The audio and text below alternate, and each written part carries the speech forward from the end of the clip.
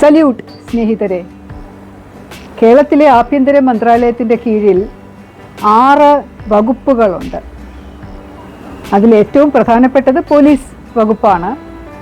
രണ്ടാമത്തേത് vigilance and anti corruption bureau, fire and rescue services, പിന്നെ jail വകുപ്പ്, prosecution വകുപ്പ്, പിന്നെ കെമിക്കൽ അനാലിസിസ് ലബോറട്ടറി. അതൊരു പ്രത്യേക വകുപ്പായിട്ടാണ് കണക്കാക്കപ്പെടുന്നത്. ഇതിൽ ഈ അവസാനം പറഞ്ഞ 2 ഒഴിച്ച് ബാക്കി എല്ലാ വകുപ്പുകളുടെയും തലപ്പത്തിരിക്കുന്നത് വളരെ സീനിയർ ആയിട്ടുള്ള IPS ഓഫീസേഴ്സാണ്. പോലീസ് വകുപ്പിനെ സഹായിക്കാൻ അല്ലെങ്കിൽ അവരുമായി സഹകരിച്ച് പ്രവർത്തിക്കുന്നതാണ് മറ്റ് എല്ലാ വകുപ്പുകളും. അഴിമതി നിരോധന ബ്യൂറോ എന്ന് പറയുന്നത് നേരത്തെ പോലീസിൻ്റെ തന്നെ ഒരു ഭാഗമായിരുന്നു എന്ന് ഞാൻ നേരത്തെ ഒരു എപ്പിസോഡിൽ നിങ്ങളോട് പറഞ്ഞു. പിന്നീട് അതിൻ്റെ കേസുകൾ കൂടുതലായപ്പോൾ അത് പ്രത്യേകം ഒരു ഡിപ്പാർട്ട്മെൻ്റ് ആക്കി മാറ്റി ആഭ്യന്തരത്തിൻ്റെ കീഴിൽ കൊണ്ടുവരികയും പ്രത്യേകം ഒരു മേധാവിയാണ് എങ്കിൽ പോലും പോലീസ് ഡിപ്പാർട്ട്മെൻറ്റിൻ്റെ ഒരുപാട് ചേർന്ന് പ്രവർത്തിക്കുന്ന ഒരു വകുപ്പാണ്. അതുപോലെ ഫയർ ആൻഡ് റെസ്ക്യൂ സർവീസസിലെ ഹോം ഗാർഡ് കൂടെ ഉൾപ്പെടുന്നുണ്ട്. ഹോം ഗാർഡും പോലീസ് ഡിപ്പാർട്ട്മെൻറ്റിനെ സഹായിക്കാൻ വേണ്ടി തന്നെ പ്രവർത്തിക്കുന്നവരാണ്. കേരള പോലീസ് എടുക്കുന്ന വിവിധ കേസുകളിൽ ഉൾപ്പെട്ട പ്രതികൾ ശിക്ഷിക്കപ്പെട്ടു കഴിഞ്ഞാലും വിചാരണ തടവുകാരായും ഒക്കെ കിടക്കുന്ന ഒരു സ്ഥലമാണ് ജയിൽ ഉള്ളത്. അപ്പോൾ അതിൻ്റെ മുഴുവൻ ചുമതലയാണ് ജയിൽ വകുപ്പ് മേധാവിക്കുള്ളത്. പ്രോസിക്യൂഷൻ വകുപ്പിൻ്റെ പോലീസിൻ്റെ തന്നെ കേസുകളെല്ലാം കോടതിയിൽ വരുമ്പോൾ ഗവൺമെൻറ് പ്ലീഡർമാർ, പബ്ലിക് പ്രോസിക്യൂട്ടർമാർ ഒക്കെ വരുന്നതിൻ്റെ ഒരു വകുപ്പാണ് അത്. അതിൻ്റെ തലപ്പത്തിരിക്കുന്നത് ഡയറക്ടർ ജനറൽ ഓഫ് പ്രോസിക്യൂഷനാണ്. കെമിക്കൽ അനാലിസിസ് ലാബും മരിച്ചുപോയ ആൾക്കാരുടെയും അല്ലെങ്കിൽ ചില സാധനങ്ങളുടെയും ഒക്കെ കെമിക്കൽ പരിശോധന നടത്തി റിപ്പോർട്ട് സമർപ്പിക്കുന്ന, കേസിന് സഹായകരമാകുന്ന അല്ലെങ്കിൽ കേസിനെ മുന്നോട്ട് നയിക്കാൻ സഹായിക്കുന്ന ഒരു റിപ്പോർട്ട് കൊടുക്കുക എന്നുള്ളതാണ് അവരുടെയും ചുമതല. ഈ പോലീസ് ഡിപ്പാർട്ട്മെൻറ്റിൻ്റെ കീഴിൽ തന്നെ ചെറിയ ഉപവകുപ്പുകളുണ്ട്. അതിൽ വളരെ പ്രധാനപ്പെട്ടതായി കണക്കാക്കുന്നതാണ് സ്പെഷ്യൽ ബ്രാഞ്ച് അഥവാ ഇൻ്റലിജൻസ് എന്ന് പറയപ്പെടുന്നത്. രണ്ടാമത്തെ ക്രൈം ബ്രാഞ്ച് എന്ന് പറയുന്നത്. ഇത് രണ്ടും പണ്ട് ഒന്നായിരുന്നു. രണ്ടും അറിയപ്പെട്ടിരുന്നത് CID വകുപ്പ് എന്ന ഒരു തലക്കെട്ടിലായിരുന്നു അറിഞ്ഞിരുന്നത്, ക്രൈം ഇൻവെസ്റ്റിഗേഷൻ ഡിപ്പാർട്ട്മെൻറ്റ്. അത് പിന്നീട് 2ആയി വിഭജിച്ച് വിവരശേഖരണത്തിന് സ്പെഷ്യൽ ബ്രാഞ്ച് SBCID എന്ന് പറയുകയും കുറ്റാന്വേഷണം നടക്കുന്നതിന് ക്രൈം ബ്രാഞ്ച് CBCID എന്ന് പറയുകയും ചെയ്തു. അപ്പോൾ ഇപ്പോഴും അത് വളരെ വ്യാപകമായിട്ട് SBCID CBCID എന്ന് പറയുന്നുണ്ടെങ്കിൽ പോലും അത് ശരിയല്ല. കാരണം ഒരു CID വർക്കല്ല സ്പെഷ്യൽ ബ്രാഞ്ചിൽ ചെയ്യുന്നത്. ക്രൈം ഇൻവെസ്റ്റിഗേഷൻ ഡിപ്പാർട്ട്മെൻറ്റ് എന്നാണ് CIDയുടെ ഫുൾ ഫോം. അപ്പോൾ ഒരു ക്രൈം ഇൻവെസ്റ്റിഗേഷൻ ഒരിക്കലും സ്പെഷ്യൽ ബ്രാഞ്ച് ഓഫീസേഴ്സ് ചെയ്യുന്നില്ല. അവർ ഇൻ്റലിജൻസ് കളക്ഷൻ മാത്രം, അതായത് വിവരങ്ങൾ മാത്രം ശേഖരിക്കുന്നു. ഇവിടെ എന്തൊക്കെ നടക്കാൻ പോണു, ഇവിടെ എന്തൊക്കെ പ്രശ്നങ്ങൾ ഉണ്ടാകാം, ഏതൊക്കെ സ്ഥലത്ത് എന്തൊക്കെ സംഭവിക്കുന്നു, ഏതൊക്കെ ഓഫീസേഴ്സ് അഴിമതിക്കാരാണ്, ഏതൊക്കെ ഓഫീസേഴ്സ് ഏതൊക്കെ പ്രവൃത്തിയിൽ ഉൾപ്പെടുന്നു, രാഷ്ട്രീയപരമായിട്ടുള്ള വിവരങ്ങൾ എന്തൊക്കെയാണ്, അങ്ങനെയൊക്കെയുള്ള പല വിവരങ്ങളും ശേഖരിക്കുന്ന ഡിപ്പാർട്ട്മെൻറ്റ് മാത്രമാണ് ഇൻ്റലിജൻസ് ഡിപ്പാർട്ട്മെൻറ്റ്.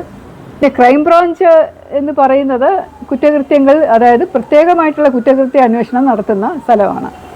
ലോക്കൽ പോലീസ് അന്വേഷിച്ചിട്ട് തെളിയാത്ത കേസുകളും കുറച്ച് പ്രധാനപ്പെട്ട കേസുകളും ഒക്കെ അന്വേഷിക്കാൻ വേണ്ടിയിട്ടാണ് ക്രൈം ബ്രാഞ്ച് രൂപീകരിക്കപ്പെട്ടത്. ക്രൈം ബ്രാഞ്ചിൻ്റെ തലപ്പത്ത് പണ്ടൊക്കെ ഒരു DIG ഉണ്ടായിരുന്നുള്ളൂ, പിന്നെ അത് IG ആയി. ഇപ്പോൾ ഒരു ADGP ആണ് മേധാവിയായിട്ടിരിക്കുന്നത്. DGPയുടെ കീഴിൽ തന്നെ വരുന്ന ഒരു ശാഖയാണ് ക്രൈം ബ്രാഞ്ച്, ഇൻ്റലിജൻസ് തുടങ്ങിയവ. ഇതുപോലെ മറ്റ് പല അനേകം ശാഖകളുണ്ട്.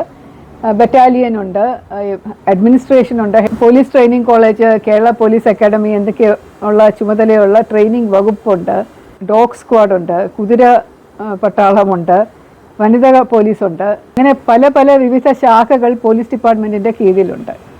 ഏകദേശം 4 വർഷത്തോളം ഞാൻ പോലീസ് ഡിപ്പാർട്ട്മെൻറ്റിൽ നിന്ന് മാറി നിന്ന് 3 പൊതുമേഖലാ സ്ഥാപനങ്ങളുടെ തലപ്പത്തിരുന്ന ശേഷം തിരിച്ച് പോലീസ് ഡിപ്പാർട്ട്മെൻറ്റിൽ വരുമ്പോൾ എന്നെ പോസ്റ്റ് ചെയ്തത് ക്രൈം ബ്രാഞ്ച് IG ആയിട്ടായിരുന്നു. അന്ന് ക്രൈം ബ്രാഞ്ച് ADGP ഡെസ്മണ്ട് നെറ്റോ സാറായിരുന്നു. വളരെ നല്ല ഒരു പോലീസ് ഓഫീസറാണ്. അദ്ദേഹത്തിന് പല കാര്യങ്ങളെയും കുറിച്ച് വലിയ ഒരു അറിവുണ്ട്. എനിക്ക് വലിയ ഇഷ്ടമായിരുന്നു അദ്ദേഹം ഇങ്ങനെ സംസാരിക്കുന്ന കേട്ടുകൊണ്ടിരിക്കാനായിട്ട്. അദ്ദേഹത്തിൻ്റെ കൂടെ 1 മണിക്കൂർ ചിലവഴിച്ച് കഴിഞ്ഞാൽ കുറേ വിവരം നമുക്ക് കിട്ടും. അപ്പോൾ നെറ്റോ സാറിൻ്റെ കൂടെ ആദ്യമായിട്ടാണ് ഞാൻ ജോലി ചെയ്യാനൊരു അവസരം കിട്ടുന്നത്. അപ്പോൾ അതെനിക്ക് വലിയ സന്തോഷമായിരുന്നു. ക്രൈം ബ്രാഞ്ചിൻ്റെ ADGP ഇത്രയും നല്ല ഒരു ഓഫീസർ ആണല്ലോ എന്നുള്ളത്. അദ്ദേഹത്തിൻ്റെ ഓഫീസ് തിരുവനന്തപുരത്ത് ഈഞ്ചക്കൽ എന്ന് പറയുന്ന സ്ഥലത്ത് ഒരു വാടക കെട്ടിടത്തിലായിരുന്നു. അവിടെ തന്നെയായിരുന്നു വേറൊരു DIGയുടെ ഓഫീസും ഉണ്ടായിരുന്നു. ഒരു സാമാന്യം വലിയ ഒരു കെട്ടിടമായിരുന്നു, ഒരു വീട് പോലുള്ള ഒരു കെട്ടിടമായിരുന്നു. പക്ഷേ എൻ്റെ ഓഫീസ്, അതായത് IG ക്രൈം ബ്രാഞ്ചിൻ്റെ ഓഫീസ് പോലീസ് ഹെഡ് ക്വാർട്ടേഴ്സിൻ്റെ അനക്സ് ബിൽഡിംഗ് ഉണ്ട്.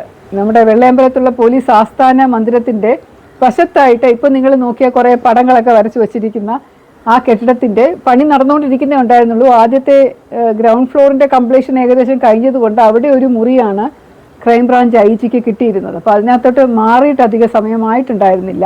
ആദ്യത്തെ തന്നെ എനിക്ക് കിട്ടിയ ഇൻഫോർമേഷൻ എന്ന് പറയുന്നത് ഒരുപാട് കേസുകൾ അന്വേഷണത്തിൽ ഇരിക്കുന്ന ഒരു വകുപ്പാണ് ക്രൈംബ്രാഞ്ച് എന്നാണ്.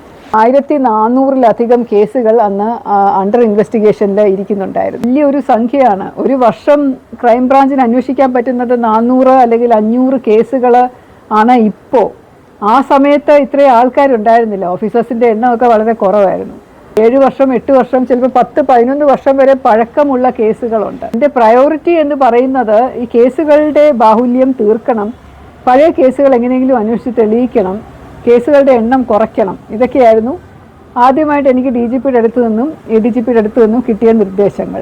ലിസ്റ്റ് എടുത്ത് വെച്ച് നോക്കിയിട്ട് പഴയ കേസുകളും പുതിയ കേസുകളുമായിട്ട് തരം തിരിച്ച് ഏതൊക്കെ യൂണിറ്റുകൾ ഏതൊക്കെ കേസ് അന്വേഷിക്കുന്നു, അതിൽ പ്രാധാന്യമുള്ള കേസുകൾ ഏതൊക്കെയാണ്, എങ്ങനെയാണ് അത് തീർക്കേണ്ടത് എന്ന് നോക്കലായിരുന്നു എൻ്റെ ആദ്യത്തെ കടമ. ക്രൈംബ്രാഞ്ചിൻ്റെ തന്നെ അഡ്മിനിസ്ട്രേഷനുണ്ട്, അത് ADGP തന്നെയാണ് നേരിട്ട് ചെയ്തുകൊണ്ടിരിക്കുന്നത്. 3 DIGമാർ അല്ലെങ്കിൽ IG ഉണ്ടാവേണ്ട സ്ഥലത്ത് ആകെ ഒരാൾ മാത്രമേ ഉണ്ടായിരുന്നുള്ളൂ, ഞാൻ മാത്രം. അതിനുശേഷം പിന്നെ ഒരു ഓഫീസറേയും കൂടെ പോസ്റ്റ് ചെയ്തു, ഒരു DIGയും കൂടെ പോസ്റ്റ് ചെയ്തു. അദ്ദേഹത്തിൻ്റെ ഓഫീസ് ഈഞ്ചക്കലായിരുന്നു. സംസ്ഥാന ഇൻ്റർപോളിൻ്റെ നോഡൽ ഓഫീസറും IG ക്രൈംബ്രാഞ്ച് തന്നെയാണ്. ഫേക്ക് ഇന്ത്യൻ കറൻസി നോട്ട്സ്, കള്ളപ്പണം, ഈ കള്ള നോട്ടുകൾ ഒക്കെ പിടിക്കുന്ന കേസുകളുടെ ഒരു നോഡൽ ഓഫീസറായിട്ട് വേണം. അന്ന് ഒരുപാട് കേസുകൾ റിപ്പോർട്ട് ചെയ്തിട്ടുണ്ടായിരുന്നു. അപ്പോൾ അതിൻ്റെ ഒരു നോഡൽ ഓഫീസറായി ഇരിക്കേണ്ടി വന്നു. വളരെയധികം അന്തർ സംസ്ഥാന കുറ്റകൃത്യങ്ങൾ അന്ന് ക്രൈംബ്രാഞ്ച് അന്വേഷിച്ചിരുന്നു. ഇപ്പോഴും അങ്ങനെയാണ്. ഒരു കുറ്റകൃത്യത്തിന് 2-3 സംസ്ഥാനങ്ങളുടെയായിട്ട് ബന്ധമുണ്ടെന്നുണ്ടെങ്കിൽ അത് ക്രൈംബ്രാഞ്ചിലേക്ക് ട്രാൻസ്ഫർ ചെയ്ത് കിട്ടും. അതുപോലെ ഓവർസീസ് കണക്ഷനുള്ള കേസുകൾ ക്രൈംബ്രാഞ്ചിന് വരാറുണ്ട്. വലിയ സാമ്പത്തിക തിരിമറികളോ വലിയ പ്രധാനപ്പെട്ട കൊലപാതക കേസുകളോ അതൊക്കെ ആണെങ്കിലും ക്രൈംബ്രാഞ്ചാണ് അന്വേഷിക്കേണ്ടത്. ഇപ്പോൾ ഒരു കേസ് ലോക്കൽ പോലീസിൽ നിന്ന് ക്രൈംബ്രാഞ്ച് അന്വേഷിക്കണം എന്ന് പറയുന്നത് പൊതുവെ സർക്കാരാണ്. പക്ഷേ പിന്നീട് DGPക്കും അതിനൊരു തീരുമാനം എടുക്കാമെന്നുള്ള ഉത്തരവ് വന്നു. അപ്പോൾ DGPയുടെ ഓർഡർ അനുസരിച്ചും ക്രൈംബ്രാഞ്ചിലേക്ക് കേസുകൾ ട്രാൻസ്ഫർ ചെയ്യാറുണ്ടായിരുന്നു. ഒരുപാടൊക്കെ വന്നു കഴിഞ്ഞാൽ കേസുകൾ അവിടെ ഞാൻ കിടന്നു പോകും എല്ലായിടത്തും. സാധാരണ ആൾക്കാർക്കുള്ള ഒരു ചിന്ത എന്ന് പറയുന്നത്, ഒരു കേസ് ലോക്കൽ പോലീസിന് അന്വേഷിച്ച് തെളിയിക്കാൻ പറ്റിയില്ല എന്നുണ്ടെങ്കിൽ അവർ ക്രൈംബ്രാഞ്ചിന് പോയി കഴിഞ്ഞാൽ ഒരു വിദഗ്ധ അന്വേഷണം പ്രതീക്ഷിക്കും എല്ലാവരും. ലോക്കൽ പോലീസിൽ നിന്ന് ട്രാൻസ്ഫർ ചെയ്യപ്പെടുന്ന കേസുകൾ ക്രൈംബ്രാഞ്ചിൻ്റെ ഹെഡ്ക്വാർട്ടേഴ്സിൽ ഒരു പോലീസ് സ്റ്റേഷനായിട്ട് കൺസിഡർ ചെയ്തുകൊണ്ട് അവിടെ രജിസ്റ്റർ ചെയ്യും. ഒരു പുതിയ ക്രൈം നമ്പർ, ക്രൈംബ്രാഞ്ചിൻ്റെ ഒരു നമ്പർ കൊടുത്തിട്ട് അത് ഏത് യൂണിറ്റാണ് അന്വേഷിക്കുന്നതെന്ന് വെച്ചാൽ അങ്ങോട്ടേക്ക് മാറ്റും. 2009 ജൂണിലാണ് ഞാൻ അവിടെ ചാർജ് എടുക്കുന്നത്. ആ സമയം ക്രൈംബ്രാഞ്ചിന് അത്രയധികം SP-മാരില്ലായിരുന്നു. റേഞ്ച് അടിസ്ഥാനത്തിൽ മാത്രം SP-മാർ ഉണ്ടായിരുന്നുള്ളൂ. എല്ലാ ജില്ലകളിലും SP-മാരില്ല, പക്ഷേ DYSP-മാർ എല്ലാ ജില്ലകളിലും ഉണ്ടായിരുന്നു. എല്ലായിടത്തുമുള്ള ഓഫീസുകൾ പോലും പലയിടത്തും വാടക കെട്ടിടത്തിലായിരുന്നു. ഓഫീസേഴ്സിൻ്റെ കുറവ് വളരെയധികം ഉണ്ടായിരുന്ന ഒരു സമയമായിരുന്നു അത്. കൂടാതെ എല്ലാ കേസുകളും ഇങ്ങനെ അന്വേഷിക്കുന്ന ഒരു സ്ഥിതി വരുമ്പോൾ ഒരു സ്പെഷ്യലൈസേഷൻ വരുന്നില്ല. പല തരത്തിലുള്ള കേസുകൾ ക്രൈംബ്രാഞ്ചിൽ വരുമല്ലോ. മർഡർ വരും, ഹേർട്ട് വരും, പൊളിറ്റിക്കലായിട്ടുള്ള രാഷ്ട്രീയ സെൻസിറ്റീവായിട്ടുള്ള കേസുകൾ വരും, മതപരമായിട്ട് സെൻസിറ്റീവായിട്ടുള്ള കേസുകൾ വരും, വലിയ കുറ്റകൃത്യങ്ങൾ, ചതിയും വഞ്ചന, പിന്നെ കള്ളനോട്ടടി, മറ്റ് സംസ്ഥാനങ്ങളിൽ നിന്നുള്ള സാധനങ്ങൾ കൊണ്ടുവരിക, ഇവിടുന്ന് മോഷ്ടിച്ച് മറ്റിടത്ത് കൊണ്ടുപോവുക, പല പല തരത്തിലുള്ള കേസുകൾ, ഈ തീവ്രവാദ സംബന്ധമായിട്ടുള്ള കേസുകൾ വരാറുണ്ട്. ഗ്യാങ് പോലെ വരുന്ന കേസുകളുണ്ട്. കുട്ടികളെ തട്ടിക്കൊണ്ടുപോകാനുള്ള ഇതുണ്ട്. മിസ്സിംഗ് കേസുകളുടെ തന്നെ കുട്ടികളെയും സ്ത്രീകളെയും കാണാതാവുന്ന കേസുകളൊക്കെ വരാറുണ്ടായിരുന്നു. ക്രൈംബ്രാഞ്ച് IG ഇഷ്ടംപോലെ ജോലി ഉണ്ടായിരുന്നു. വളരെയധികം മീറ്റിങ്ങുകൾ അറ്റൻഡ് ചെയ്യേണ്ട സാഹചര്യം ഉണ്ടായിരുന്നു. എനിക്ക് കുറച്ച് നാളായിട്ട് ആഗ്രഹമുണ്ടായിരുന്ന ഒരു കാര്യമായിരുന്നു ക്രൈംബ്രാഞ്ചിൽ ജോലി ചെയ്യണം എന്നുള്ളത്. അതായത് ഈ ക്രൈം ഇൻവെസ്റ്റിഗേഷൻ കുറച്ച് ഇഷ്ടമാണ്. തെളിയാതെ കിടക്കുന്ന കേസുകളുടെ അന്വേഷണം എന്ന് പറയുന്നത് എനിക്ക് ഇഷ്ടമുള്ള കാര്യമായതുകൊണ്ട് ഇവിടെ ഒരുപാട് കേസുകൾ കാണുമല്ലോ, അന്വേഷിക്കാമെന്നുള്ള രീതിയിലാണ് ഞാൻ വന്ന് ക്രൈംബ്രാഞ്ചിൽ ചാർജ് എടുത്തത്. പക്ഷേ ആദ്യത്തെ കുറേ മാസങ്ങളുടെ എൻ്റെ ജോലി എന്ന് പറയുന്നത് കേസ് അന്വേഷണം സൂപ്പർവൈസ് ചെയ്യുകയോ അല്ലെങ്കിൽ നേരിട്ട് അന്വേഷിക്കുകയോ ചെയ്യുന്നതിനേക്കാൾ ഉപരിയായി കേസുകളുടെ ബാഹുല്യം കാരണം അത് എത്ര കേസുകൾ എവിടെയൊക്കെയാണ് എന്ന് തരം തിരിച്ച് എടുത്തുകൊണ്ട് ഒരു റീഓർഗനൈസേഷൻ ഓഫ് ക്രൈംബ്രാഞ്ചിൻ്റെ ഒരു പ്രപ്പോസൽ തയ്യാറാക്കി അയക്കുക. അതായിരുന്നു എനിക്ക് ആദ്യം കിട്ടിയ കടമ.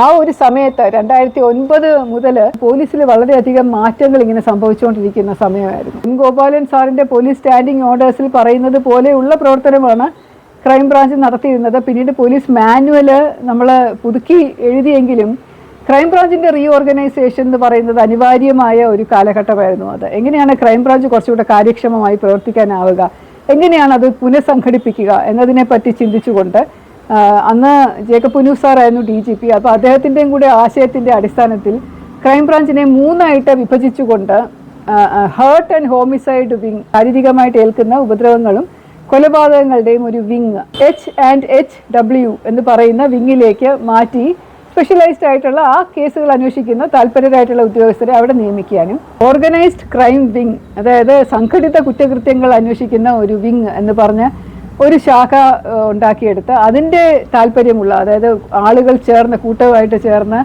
ഒരു മനുഷ്യരെ ചീറ്റ് ചെയ്യുക, അല്ലെങ്കിൽ ഗവൺമെൻറ്റിനെ ചീറ്റ് ചെയ്യുക, സാമ്പത്തിക തിരിമറികൾ നടത്തുക, ഇൻ്റർനെറ്റിലൂടെയുള്ള കുറ്റകൃത്യങ്ങളുമൊക്കെ ഉണ്ടാക്കുക, അങ്ങനെയുള്ള ഒരു വലിയ കുറ്റകൃത്യങ്ങൾ അന്വേഷിക്കുന്നതായിരുന്നു ഓർഗനൈസ്ഡ് ക്രൈം വിങ് എന്ന് പറയുന്നത്. അതിനകത്ത് തന്നെ കള്ളനോട്ടിൻ്റെയും കള്ളക്കടത്തിൻ്റെയും ഒക്കെ കേസുകളും പെടുമായിരുന്നു.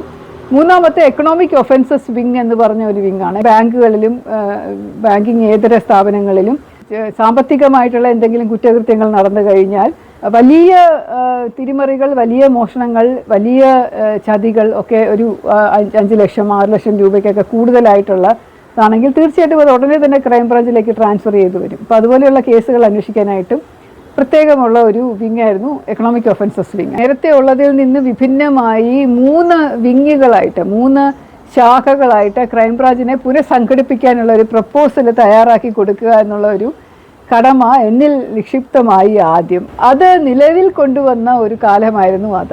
ക്രൈംബ്രാഞ്ച് IG ആയിട്ട് ഞാൻ ചുമതലയേറ്റ ശേഷം എൻ്റെ ആദ്യത്തെ ജോലി എന്ന് പറയുന്നത് ക്രൈംബ്രാഞ്ച് എന്ന വകുപ്പ് പുനഃസംഘടിപ്പിക്കുക, അതിൻ്റെ പ്രപ്പോസൽ കൊടുത്ത് അംഗീകാരം വാങ്ങിക്കുക എന്നുള്ളതായിരുന്നു.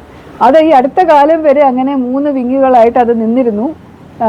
കഴിഞ്ഞ 2-3 വർഷങ്ങൾക്ക് ആയിട്ടുള്ളൂ അത് പിന്നെ വീണ്ടും ആൾക്കാർക്ക് ഒരു കൺഫ്യൂഷൻ ഉണ്ടായി, ഇതെന്താ ഇങ്ങനെയെന്നും പറഞ്ഞ് പിന്നെ കുറച്ച് കൂടുതൽ SP-മാരെ എടുത്തുകൊണ്ട് എല്ലാ ജില്ലാ അടിസ്ഥാനത്തിലുമാക്കി പഴയ പോലെ ആക്കി മാറ്റി. ഇപ്പോൾ ഈ 3 വിഭാഗങ്ങളെ HHW എന്നുള്ളതോ OCW എന്നുള്ളതോ EOW എന്നുള്ളതോ ഇല്ല ഇപ്പോൾ. പക്ഷെ അത് ചെയ്യാനായിട്ട് ഞാൻ ഒരുപാട് കഷ്ടപ്പെട്ടിരുന്നു. ആ സമയത്ത് അമ്പലമോഷണം, ക്ഷേത്രം കേന്ദ്രീകരിച്ചിട്ടുള്ള കവർച്ചകൾ റിപ്പോർട്ട് ചെയ്യപ്പെട്ടിരുന്ന സമയമായിരുന്നു. കുറേയധികം വിഗ്രഹങ്ങൾ മോഷണം ചെയ്യപ്പെട്ടു, കുറേയധികം അമ്പലങ്ങൾ കുത്തിപ്പൊളിച്ച് അകത്ത് കയറി സാധനങ്ങൾ എടുത്തുകൊണ്ട് പോയി, അതുപോലെ ഭണ്ഡാരം കുത്തിപ്പൊളിച്ചെടുത്തുകൊണ്ട് പോയി. അപ്പോൾ അങ്ങനെയുള്ള അമ്പല മോഷണ കേസുകൾ അന്വേഷിക്കാൻ ഒരു സ്പെഷ്യൽ ടീമിനെ ഉണ്ടാക്കാമെന്ന് അടുത്ത ഒരു സജഷൻ്റെ പുറത്ത് സ്റ്റാറ്റ് എന്ന് പറഞ്ഞ ഒരു ഓർഗനൈസേഷൻ രൂപീകരിക്കാനായിട്ട് ഒരു പ്രപ്പോസൽ കൊടുത്തു. സ്റ്റേറ്റ് ടെമ്പിൾ ആൻറ്റി തെഫ്റ്റ് സ്ക്വാഡാണ് അത്. അപ്പോൾ അതും ക്രൈംബ്രാഞ്ചിൻ്റെ തന്നെ ഓർഗനൈസ്ഡ് ക്രൈം വിങ്ങിൻ്റെ കീഴിൽ വരുന്ന ഒരു ഡിപ്പാർട്ട്മെൻറ്റായി. തീവ്രവാദവുമായിട്ട് ബന്ധപ്പെട്ട ടെററിസ്റ്റ് കേസുകൾ, തീവ്രവാദത്തിൻ്റെ കേസുകൾ ഒരുപാട് പേരിപ്പോൾ പോപ്പുലർ ഫ്രണ്ടിലും അതുപോലെ അന്ന് പോരാട്ടം എന്ന് പറയുന്ന ഗ്രൂപ്പിലും മാവോയിസം ഗ്രൂപ്പിലും ഒക്കെ പെട്ട കുറേ അധികം കേസുകൾ ആ സമയം റിപ്പോർട്ട് ചെയ്യപ്പെട്ടത് അതും ക്രൈംബ്രാഞ്ചിൻ്റെ ഒരു പലയിടത്തായിട്ട് കിടക്കുന്ന എല്ലാം കൂടെ ഒരു ഒറ്റ വിങ്ങിൻ്റെ കീഴിൽ കൊണ്ടുപോയി വന്നിട്ട് ISIT എന്ന് പറയുന്ന ഇൻറ്റേർണൽ സെക്യൂരിറ്റി ഇൻവെസ്റ്റിഗേഷൻ ടീം എന്ന് പറയുന്ന ഒരു സെല്ല് രൂപാന്തരപ്പെടുത്തി അത് എറണാകുളത്ത് അതിൻ്റെ ഒരു ഓഫീസ് തുടങ്ങി ഒരു SP-യുടെ കീഴിൽ ആ കേസുകളെല്ലാം കൊണ്ടുവന്നതും അതും എൻ്റെ പ്രപ്പോസലിൻ്റെ അടിസ്ഥാനമാക്കിയിട്ടുള്ളതായിരുന്നു. ആൻറ്റി ഹ്യൂമൻ ട്രാഫിക്കിംഗ് എന്ന് പറയുന്ന ഒരു വിങ് ഉണ്ടായതും പല കേസുകൾ, മനുഷ്യക്കടത്ത് എന്ന് പറയുന്നത്, അതായത് വേശ്യാവൃത്തിക്ക് വേണ്ടി സ്ത്രീകളെ കടത്തിക്കൊണ്ട് പോകുന്ന കേസുകൾ, കുട്ടികളെ കടത്തിക്കൊണ്ട് പോകുന്ന കേസുകൾ, അത് ജോലി ചെയ്യിക്കാൻ വേണ്ടിയിട്ടും ഈ ചൂഷണത്തിനായിട്ടും ലൈംഗിക ചൂഷണത്തിനായിട്ടും ഒക്കെയുള്ള പല കേസുകളും അതുപോലെ ക്രൈംബ്രാഞ്ചിൽ വന്നിട്ട് ഇങ്ങനെ പലയിടത്തായിട്ട് കിടന്നിരുന്നതെല്ലാം ഒരു കുടക്കിൽ കൊണ്ടുവന്ന് അത് ആൻറ്റി ഹ്യൂമൻ ട്രാഫിക്കിംഗ് വിങ് എന്ന് പറയുന്ന ഒരു വിങ്ങായിട്ട് അതിനെ അത്തരം കേസുകളെല്ലാം അതിനകത്ത് കൊണ്ടുവരികയും എല്ലാ ജില്ലകളിലും ആൻറ്റി ഹ്യൂമൻ ട്രാഫിക്കിംഗ് സെല്ലുകൾ തുടങ്ങിക്കൊണ്ട് അവിടെ ഒരു ഓഫീസറെ, DYSP റാങ്കിലുള്ള ഓഫീസറെ പോസ്റ്റ് ചെയ്യുകയും അവർ വഴി കുറച്ച് ഇൻഫർമേഷൻ കളക്ട് ചെയ്യുകയും ഇത് തടയാനുള്ള കൂടുതൽ കാര്യം ചെയ്യാനുള്ള നടപടി സ്വീകരിക്കുകയും ചെയ്തതും ആ സമയത്താണ്. ക്രൈം ഇൻവെസ്റ്റിഗേഷനേക്കാൾ ഉപരിയായി ഞാൻ ക്രൈംബ്രാഞ്ച് കുറച്ചും കൂടെ പുനഃസംഘടിപ്പിക്കുകയും ക്രൈംബ്രാഞ്ചിൻ്റെ പ്രവർത്തനം ഒന്നുകൂടെ നല്ല രീതിയിലാക്കുകയും മെച്ചപ്പെടുത്തിയെടുക്കുകയും എങ്ങനെയാണ് ക്രൈംബ്രാഞ്ചിൽ ഇങ്ങനെ വർഷങ്ങളായിട്ട് കെട്ടിക്കിടക്കുന്ന കേസുകളുടെ ബാഹുല്യം കുറയ്ക്കാൻ സാധിക്കുക, എത്ര കേസുകൾ നമുക്ക് എത്ര സമയം കൊണ്ട് തീർക്കാൻ സാധിക്കും എന്നുള്ളതിൻ്റെ പഠനം നടത്തുക, അങ്ങനെയുള്ള റിസർച്ചും പേപ്പർ വർക്കും പ്രപ്പോസൽ എഴുതലുമായിരുന്നു ഞാൻ ആ കാലയളവിൽ ചെയ്തിരുന്നത്. പ്രധാനപ്പെട്ട 4-5 കേസുകൾ തെളിയിക്കാൻ പറ്റിയത് ആ വർഷം അവസാനത്തോടു കൂടിയായിരുന്നു. അതിനെപ്പറ്റി ഞാൻ പിന്നീട് പറയാം. സസ്നേഹം, ശ്രീലേഖ.